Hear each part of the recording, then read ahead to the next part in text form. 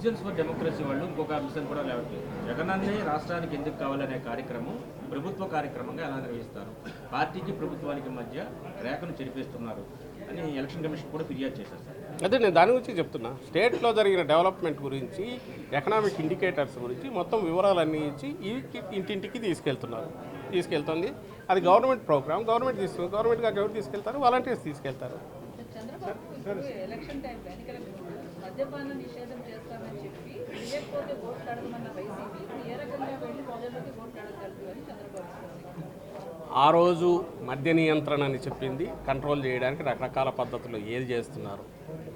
అలాగే మేనిఫెస్టోలో ఆయన అంటున్నాడు, నేను ఇది ఒక్కటే అడుగుతున్నాను, ఎందుకు మేము 100% జగన్మోహన్ రెడ్డి గారు మార్కులు వేసుకోవట్లేదు లేదా మేము కూడా అనట్లేదంటే ఈ కారణాలు.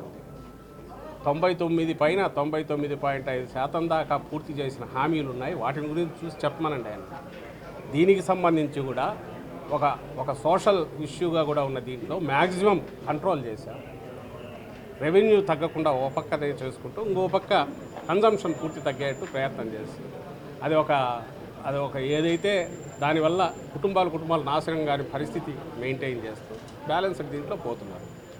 దానికి సంబంధించి నువ్వు ఏదైతే దాన్నే పట్టుకొని దీన్నే అడుగుతున్నాడు, దాన్నే నువ్వు మిగిలిన 99% వాటి గురించి చూసి వాటి చెప్పు. నువ్వేం చేసావు వాటి చెప్పు.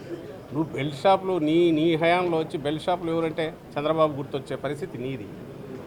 నేను అదే అంటున్నా కదా, నీ ఒళ్ళంతా ఇది పెట్టుకున్నాడు. మా జగన్మోహన్ రెడ్డి గారికో మాకు ఎక్కడ మరక ఉంది అని చూపి చిన్న మరక చుక్కలాగా ఉండేది కనపడుతుంది అని చూసి వెతికే ప్రయత్నంలో నువ్వు కింద మీద పడుతున్నావు. నీ వైఫల్యం అక్కడే కనపడుతుంది.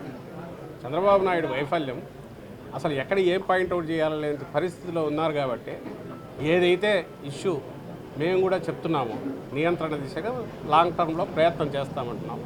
దాన్నే పాయింట్అవుట్ చేసి ఇది ఎందుకు చేయలేదు చెప్పంటే ఆయన అక్కడే తెలుస్తుంది కదా, ఎత్తి పీరియడ్ దివాలా కోరుతాం అక్కడే తెలుస్తుంది కదా.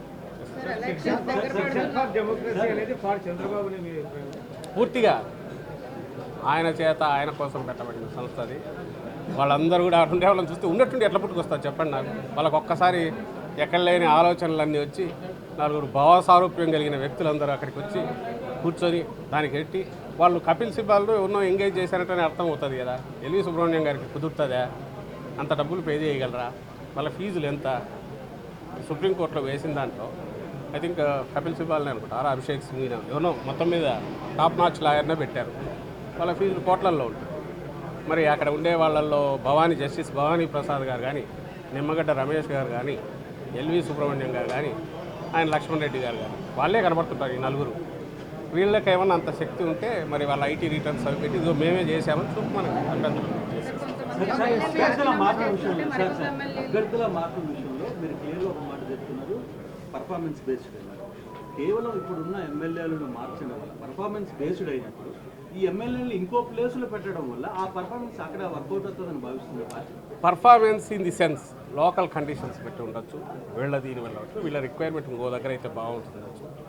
వీటికి సంబంధించి అన్ని బేరీజ్ వేసుకుని మేము పెట్టుకుంటున్న టీమ్ ప్లేయర్స్ అబ్బాయి, ఇది మా టీం, ఇది జగన్మోహన్ రెడ్డి గారు చంద్రబాబును పెట్టుకోమని వద్దనే అన్నాడు.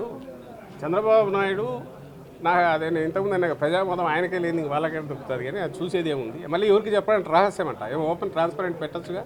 జగన్మోహన్ రెడ్డి గారు ఆ రోజు చెప్పారు, ఈరోజు చెప్పారు, ఎక్కడన్నా అవకాశం ఇచ్చిన చోట వేరే చోట అడ్జస్ట్ చేస్తాం లేదా పార్టీలో వాడుకుంటామన్నాక అంతా అయ్యాక 175 మందిని వైఎస్ఆర్ కాంగ్రెస్ పార్టీ చాలా ధీమాతో ఆత్మవిశ్వాసంతో పెట్టిందా, తడబడుతూ పెట్టిందా, కింద మీద పడి డెస్పరేట్గా పెట్టిందా అనేది మీరే చూస్తుంటారు. మేము అనుకోవడం అయితే కూల్గా చేస్తున్నాం, దాని క్యాలిక్యులేషన్స్ వీలైనంత చేస్తున్నాం, ఇంటర్నల్ డిస్కషన్స్ జరుగుతూనే ఉంటాయి. ఓవర్ నైట్ చేసింది కాదు, హఠాత్తుగా ఏదో లేచి ఏదో చేయాలని చేసింది కాదు, ఓవర్ ది పీరియడ్ జరుగుతూ వస్తున్నాయి. వీటిలో చేంజెస్ ఉంటాయి, మళ్ళీ ఇది అవుతాయి, ఆఖరికి వచ్చేసరికి ఒక టీం వస్తుంది.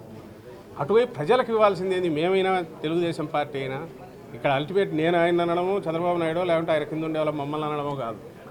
మేము అడ్రస్ చేసినా, తెలుగుదేశం పార్టీ అడ్రస్ చేసినా, చంద్రబాబు నాయుడు గారు చేసినా, మేము చేసినా ప్రజలకు అర్థం కావడానికి మా వాదన మేము వినిపిస్తున్నాం, ఆయన వాదన ఆయన వినిపిస్తున్నాం. మాకు తెలిసి ప్రజలకు సంబంధించిన వరకు వైఎస్ఆర్సీపీ చాలా నిబ్బరంగా ధీమాతో ఆత్మవిశ్వాసంతో అడుగులు వేస్తున్నట్టు కనపడుతుందని మేము అనుకుంటున్నాం. రేపు పర్ఫెక్ట్గా టీంని దించుతాం. నువ్వు దించు, నువ్వు పెట్టు, వాళ్ళనే పెట్టుకోవద్దనిలా. లాస్ట్ 175 మంది ఉంటే వాళ్ళు నీ దగ్గర పెట్టుకో.